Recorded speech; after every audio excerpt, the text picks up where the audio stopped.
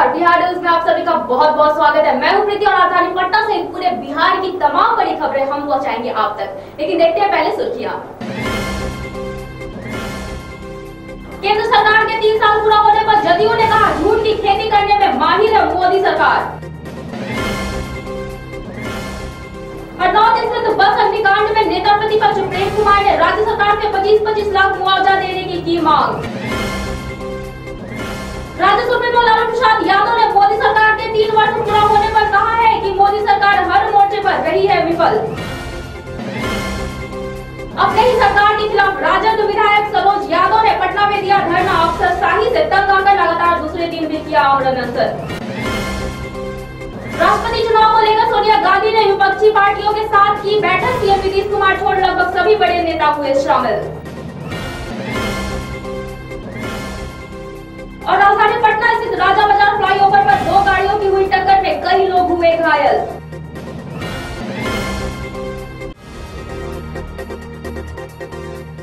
बढ़ते हैं खबरों की ओर विस्तार से। विपक्ष द्वारा केंद्र सरकार की 3 साल के कार्यकाल पर लगातार उठाए जा रहे सवालों पर केंद्रीय राज्य मंत्री उपेंद्र कुशवाहा ने विपक्ष पर जमकर हमला बोला है। केंद्रीय राज्य मंत्री ने बताया कि विपक्ष के लोगों को जनता से कितनी बार आखिर सर्टिफिकेट चाहिए। जनता से कितनी बार सर्टिफिकेट चाहिए विपक्ष के लोगों को?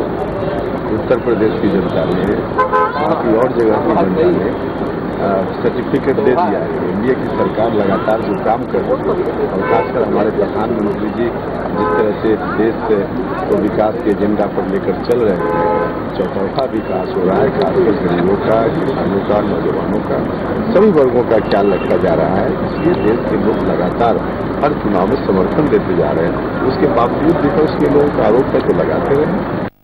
राष्ट्रपति चुनाव को लेकर कांग्रेस अध्यक्ष सोनिया गांधी ने शुक्रवार को विपक्षी पार्टियों के साथ एक अहम बैठक की।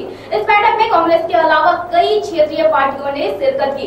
खास बात यह है कि सोनिया गांधी और उनके राजनीतिक सलाहकार अहमद पटेल की कवायद रंग लाती हुई नजर आई। क्षेत्रीय राजनीति में दुश्मन मानी जाने वाली पार्टियों को मंच पर लाने की सोनिया गांधी की कोशिश कामयाब रही।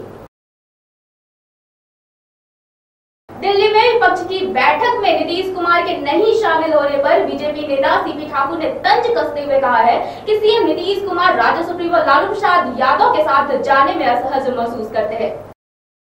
राजद अध्यक्ष लालू प्रसाद यादव ने केंद्र सरकार के 3 साल होने पर तंज कसा है। उन्होंने मोदी सरकार को हर मोर्चे पर विफल बताया है। फ्रंट पर मोदी फेल। एक चीज में सफल हुए मोदी की आजादी के बाद मोदी के शासन में पाकिस्तान का झंडा लहर रहा है। जम्मू और कश्मीर में पाकिस्तान का झंडा, और हमारे सीमा के अंदर आके पाकिस्तान के सैनिक टेररिस्ट मार के निकल जाते हैं, और नौजवानों से लेके जितना ही वादा किया था सब फेल। आप फेल हो गए। राजधानी पटना स्थित गर्दनी बाग में आरजेडी विधायक सरोज यादव अफसरशाही से तंग आकर दूसरे दिन भी आमरण अनशन पर बैठे रहे। वहीं अनशन को लेकर अब सियासत भी शुरू हो गई है और महागठबंधन में दरार आते दिख रही है। जदयू प्रवक्ता नीरज कुमार ने अनशन को लेकर सवाल उठाया है और साथ ही विधायक को सवालों को सही प्लेटफॉर्म पर रखने की नसीहत भी दी है। उस मामले का निष्पादन नहीं करेगा तब आपको ये अधिकार प्राप्त है। आप सरकार में शामिल हैं, सरकार के घटक दल हैं, माननीय विधायक हैं।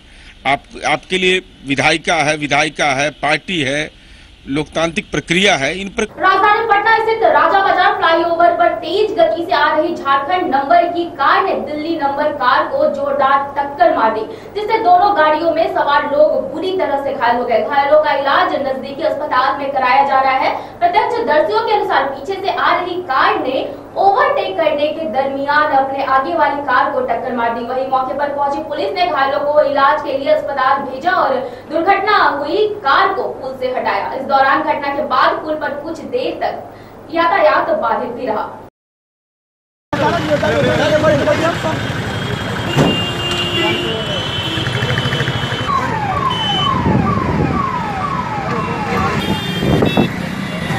यहाँ क्या रुका हुआ था ट्रेन पे?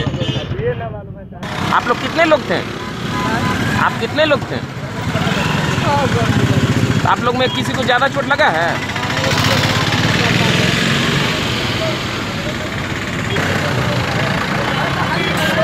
तो फिर ओवरटेक करके ये आगे आई है, ठीक है ना। ये आगे आई है तो जो बाइक था वो बचाने के क्रम में ब्रेक लिया आई पीछे से मार। घायल कितने लोग उनको रोक के उन लोग को हॉस्पिटल में भेजा गया। कुछ लोग जयप्रकाश में गए हैं, कुछ पारस में भी गए हैं, कुछ उद्यान में भी गए हैं। कुल कितने लोग होंगे? 4 लोग इसमें थे, 4 लोग इसमें जो अभी एम्बुलेंस जिनको भेजा गया है वो पहले से ही पेशेंट थे, उनको दिखाने के लिए ही जा रहे हैं। हाजीपुर में बस से कुचलकर एक बाइक सवार की मौत हो गई। मृतक की पहचान राजेश कुमार के रूप में हुई है, जो कृषि विभाग में कार्यरत थे। दिघी रेलवे गुमटी के पास यह हादसा हुआ है। आपको बता दें कि यहाँ अक्सर रेलवे गुमटी बंद होने से जाम की स्थिति बन जाती है और छोटे बड़े सभी वाहन आनन फानन में किसी भी तरह से यह गुमटी पार करना चाहते हैं और इसी क्रम में ये लोग अपने मौत को न्योता दे बैठते हैं। मुजफ्फरपुर जा रहे पापा का काम पे और वहाँ से आने बतक ट्रक वाला के पैर में फंस के ये गिर गया और हाथ पूरा वहीं पर हो गया और टेम्पो पर लाके के बाद डेथ कर गया। ये कहाँ हुआ है घटना? ये हाजीपुर और पटना की जो बीच में रेलवे घूमती है ना, वहीं से हुआ। क्या करते थे? ये सिंचाई विभाग में कलर कहाँ पे? खगौल दानापुर। शुक्रवार को वैशाली के भगवानपुर में बागवानी की रखवाली कर रहे एक शख्स को चाकू मारकर हत्या कर दिए जाने का मामला प्रकाश में आया है। घटना के बाद आक्रोशित लोगों ने NH 77 को गोडिया चौक के पास जाम कर दिया और हत्यारे की गिरफ्तारी की मांग भी करने लगे। सड़क जाम के कारण हाजीपुर मुजफ्फरपुर मार्ग पर वाहनों का परिचालन बाधित हो गया। आशंका जताई जा रही है कि यह हत्या पूर्व की रंजिश में की गई है। यह पेड़ खरीदे हुए था गिरस्त का, उसमें सोता था, तोड़ता था अपना और 12 बजे के बाद वहाँ गया ग्रामीण में। उसके बाद मारपीट हुआ, लीची लेकर कांड था बच्चा से, इसी पर उसको रात हत्या किया गया। कौन लोग? उर्फ में तो टुनटुन पासवान, लेकिन ओरिजिनल नाम कैलाश पासवान। पहले से विवाद भी था? पहले से विवाद था, वो हम स्पष्ट नहीं बता सकते। अच्छा जी। चाकू से गोद के हत्या है कि हाँ, यहाँ पर काटे हुए पूरे और यहाँ पर काटे हुए। मोतिहारी में मिनी ट्रक से लाए जा रहे 436 कार्टून में रखे 10,000 बोतल विदेशी शराब को पुलिस ने बरामद किया है। साथ ही दोनों लोगों को भी पुलिस ने हिरासत में ले लिया है। ट्रक उत्तर प्रदेश से बगहा होकर मोतिहारी आया था, जिस पर विदेशी शराब का कार्टून रखा हुआ था। दरअसल बंजरिया थाना पुलिस को सूचना मिली थी कि शराब की एक बड़ी खेप मोतिहारी आने वाली है, लिहाजा पुलिस ने गश्ती के साथ ही वाहनों की जाँच शुरू कर दी। इसी बीच NH 28B पर सेमरा के नजदीक एक मिनी ट्रक को पुलिस ने और जांच की तो उस पर लदे शराब की एक बड़ी खेप पकड़ में आई। पुलिस तत्काल गाड़ी के ड्राइवर और खलासी को हिरासत में ले लिया और ट्रक समेत शराब को भी जब्त कर लिया। उधर नालंदा जिले के बिहार शरीफ स्थित नालंदा कॉलेज में बीएड के सैकड़ों छात्रों ने बीएड के नामांकन दाखिला लेने के लिए फॉर्म उपलब्ध नहीं कराने के विरोध में छात्रों ने कॉलेज परिसर में जमकर हंगामा किया। इस दौरान छात्रों ने बताया कि हम लोग पिछले 3 दिनों से बीएड में नामांकन दाखिला लेने के लिए चक्कर लगा रहे हैं, लेकिन कॉलेज प्रशासन के द्वारा जानबूझकर हम लोगों को परेशान करने का काम किया गया है। जबकि बैंक ड्राफ्ट बनाने में प्रति छात्र 1000 रुपए की डिमांड ड्राफ्ट बनवाया गया था, जो सभी ड्राफ्ट बेकार हो गए हैं। हालांकि इस मामले में कॉलेज के प्राचार्य देवकी नंदन सिंह ने सफाई देते हुए कहा है कि विश्वविद्यालय की तरफ से हमें मात्र 3200 ही फॉर्म दिया गया था, जो समाप्त हो चुका है। दिक्कत यह है कि कल हम नवादा जिला से इतना दूर से आए हैं और यहाँ जब डीडी बनाने के लिए लाइन में खड़ा हुए हैं तो फॉर्म जमा हुआ, उसके बाद लिंक फेल हो गया। लिंक फेल हो जाने के कारण आज फिर सुबह में ड्राफ्ट जब मिला हम लोग के, जहाँ फॉर्म लेने के लिए कैंपस में आए, नालंदा कॉलेज के कैंपस में, तो हम लोग के फॉर्म बोला गया, प्रिंसिपल बोले कि फॉर्म नहीं है। और कुछ लड़का को बरगला के पटना और कुछ लड़का को गया भेज दिया गया। तो क्या लग रहा है कि ब्लैक किया जा रहा है क्या? और ब्लैक किया जा रहा है। फॉर्म कल शाम में हम लोग देखे तो फॉर्म यहाँ कुछ फॉर्म बचा हुआ था। कितना स्टूडेंट है आप लोग जिसको दिक्कत हो रहा है? करीब हम लोग 500-600 स्टूडेंट का डीडी बना हुआ। इसमें यह है कि विश्वविद्यालय के द्वारा हमको 3200 फार्म दिया गया, उसका डेट 25 तक है। ये आज 15-20 दिन से बिक रहा है। 3 दिन ये इलेक्शन के कारण जो रिक्विजिशन किया गया बिल्डिंग काउंटिंग के कारण, जिसके तहत 3 दिन बंद नहीं हुआ। कल तक फार्म समाप्त हो गया। कल हमने नोटिस टांग दिया कि खत्म हो गया। अब वो कौन बैंक से कहाँ बनवा रहा है, ला रहा है, ये हम क्या जानते हैं। हमारे पास फॉर्म समाप्त हो गया। तो सर बात कह रहा है कि ब्लैक से दिया जा रहा है, कुछ लोगों को ब्लैक से दिया है कि ब्लैक से। ब्लैक कौन है? हम ब्लैक कहाँ से आया? रोहतास जिले के सूर्यपुरा थाना के गोठानी मटिया गांव से वापस जा रही एक बारात की बस हाई टेंशन तार के चपेट में आ गई, जिसमें 6 बाराती झुलस गए, जिसमें एक की हालत काफी गंभीर बनी हुई है। यह बारात सासाराम से सूर्यपुरा थाना के मटिया गांव में आई हुई थी, जो कि वापस जाने के क्रम में यह हादसा हो गई। झुलसे एक युवक का इलाज विक्रमगंज के करुणा अस्पताल में चल रहा है, तो जबकि औरों का इलाज प्राथमिक स्वास्थ्य केंद्र में चलाया जा रहा है। हम लोग नीचे बैठे हुए थे बस के अंदर, ऊपर बैठा हुआ गाड़ी चल रहा था, ऊपर 11 आ रहा था। कहाँ से आ रहे थे? गोठानी से। घटना कहाँ हुई? सिवान में हुआ है।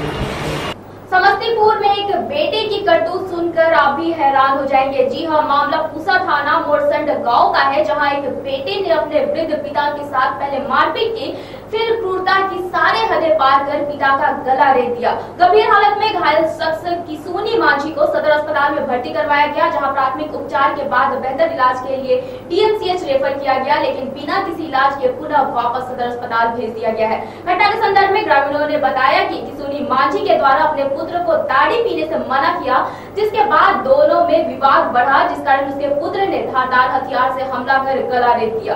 हमको उप सरपंच फोन किए, हमारी वाइफ सरपंच है और उप सरपंच भी महिला है। उप सरपंच जो है फोन किए कि सरपंच साहब कहाँ हैं। हमारी वार्ड में जो है 8 नंबर वार्ड में एक बाप बेटा ताड़ी पी करके बेटा जो है बाप को गर्दन काट दिया। तत्क्षण मोटरसाइकिल स्टार्ट किए, गए स्पॉट पर देखे। उसके बाद देखने के बाद स्थिति नाजुक था, हमने थाना प्रभारी को फोन किया। थाना प्रभारी आए और मोटरसाइकिल उसको लोड किए और बोले कि सरपंच साहब चलिए इसको पहुंचाते हैं। मैं आया, सदर अस्पताल में आया। क्या स्थिति है अभी पेशेंट की? स्थिति कहना मुश्किल है, क्या होगा। मुख्यमंत्री के गृह जिला नालंदा में द बर्निंग ट्रेन की तरह बर्निंग बस बीच सड़क पर चलते नजर आई। घटना के संबंध में ग्रामीणों ने बताया कि पटना से शेखपुरा जाने वाली सवारी बस शेखपुरा जा रही थी। इसी दौरान बस में अचानक आग लग गई, जिससे बस में बैठे यात्रियों के बीच अफरा तफरी मच गई। देखते ही देखते आग ने उग्र रूप ले लिया और बस में 8 यात्रियों की दर्दनाक मौत उस घटनास्थल पर ही हो गई, जबकि कई लोग झुलस गए। घटना के बाद स्थानीय ग्रामीण उग्र हो गए, जिसके बाद आपस में ही उलझ पड़े। वहीं जिलाधिकारी ने अविलंब मृतकों के परिवार को 4.5 लाख की मुआवजा राशि देने की बात कही है। घटना की बख्तियारपुर की ओर से आ रही थी बस, उसमें खचक खच यात्री से भरे हुए थे। इंजन में शॉर्ट सर्किट के कारण धुआं हुआ और धुएं के कारण आग लगा, उससे पूरा आग हवा की तरफ फैल गया। उसी कारण लोग जोखिम में जान डाल के भागे। ग्रामीणों की सहायता से बचाया गया और हम लोग के दमकल और पब्लिक के पानी के द्वारा उसमें 10 बोटियां भी पड़ा हुआ है और जहां तक संभव हुआ ग्रामीणों के सहयोग से हम लोग को बचाने के काम किए और बचाए। कितने की मौत की होने अभी मौत की संख्या 10 है, लेकिन उससे बढ़ भी सकती है, 1-2 बढ़ भी सकती है। क्या नाम है आपका? मेरा नाम सिप्पू कुमार है।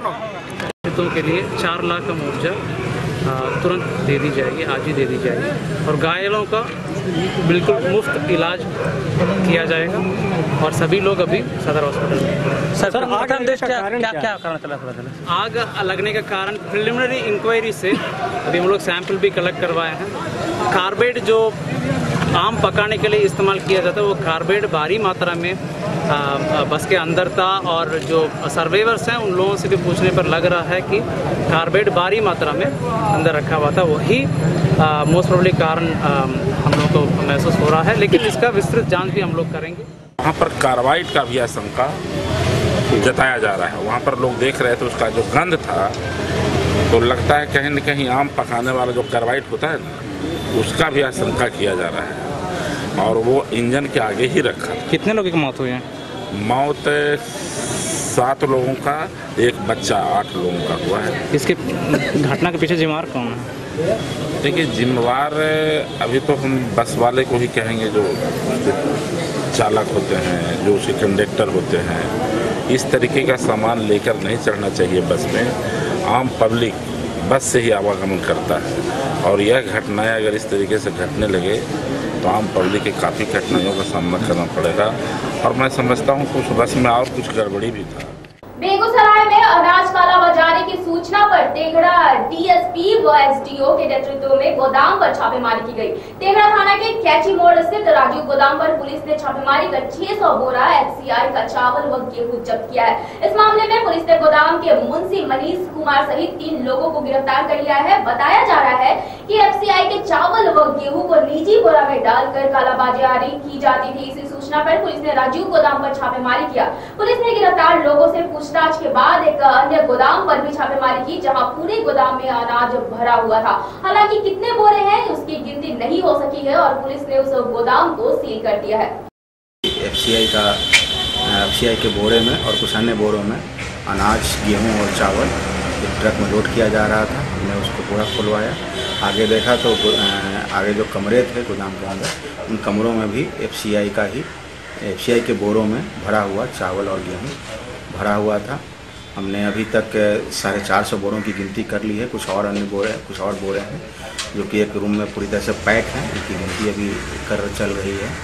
और इसके तुरंत बाद पता चला कि एक और बगल के गोदाम में ही और वहाँ भी अनाज होने की संभावना है। हम लोग वहाँ गए, हमने वहाँ छापा मारा तो वहाँ गोदाम तो बंद मिला, परंतु खिड़की से देखने पर यह मालूम चला कि वहाँ भी एफसीआई के बोरे में ही अनाज भरा हुआ है।